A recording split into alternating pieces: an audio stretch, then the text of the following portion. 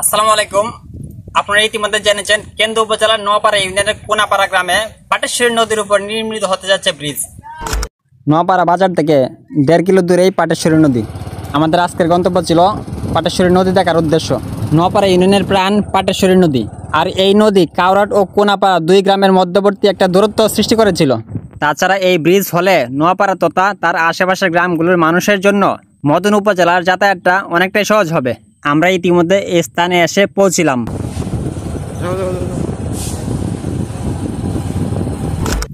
আসসালামু আলাইকুম।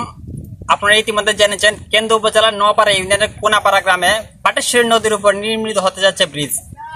আর আমি এখন যেখানে বসে আছি, আমার পিছনেই দেখতে পাচ্ছেন যে নদীটা, এই নদীর উপরেই ব্রিজ নির্মাণ হবে। এই নদী দুই গ্রামের মধ্য দিয়ে বয়ে চললেও এতদিন যেন দেয়াল হয়ে দাঁড়িয়েছিল। নোয়াপাড়া ইউনিয়নের কাউরাট ও কোনাপাড়া দুই গ্রামের মধ্যবর্তী অবস্থিত পাটেশ্বরী নদী। আর কোনাপাড়ার মানুষের যাতায়াত খুব কষ্টসাধ্য হতো, এখন এই ব্রিজ হওয়ার কারণে কষ্ট অনেকটা লাঘব হবে। দীর্ঘদিন ধরে কোনাপাড়া গ্রামের মানুষ অনেক কষ্ট করে আসছে। বর্ষাকালে নৌকা চালে তাদের চলাচলের কোনো মাধ্যম নেই। তাছাড়া নোয়াপাড়া বাজারমুখী হতে গেলে তাদেরকে অনেক কষ্ট করতে হয়। এখন সেই নদীর উপর একটি ব্রিজ হতে যাচ্ছে। সেতুটি নির্মাণ হলে দুই গ্রামের মানুষের যাতায়াত অনেকটাই সহজ হবে, যা শুধু দুই গ্রাম নয়, দুই প্রজন্মের স্বপ্নকে এক করবে। কৃষক, রোগী, ছাত্র সবার জন্যই হবে নতুন পথ চলা। এই সেতুটি নির্মাণ হলে উপকৃত হবে দুই গ্রাম তথা ইউনিয়নবাসী।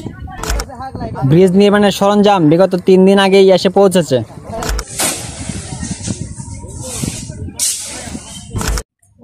ব্রিজ নির্মাণ হলে এলাকাবাসীর কষ্ট অনেকটাই লাঘব হবে বলে জানিয়েছেন এলাকাবাসী।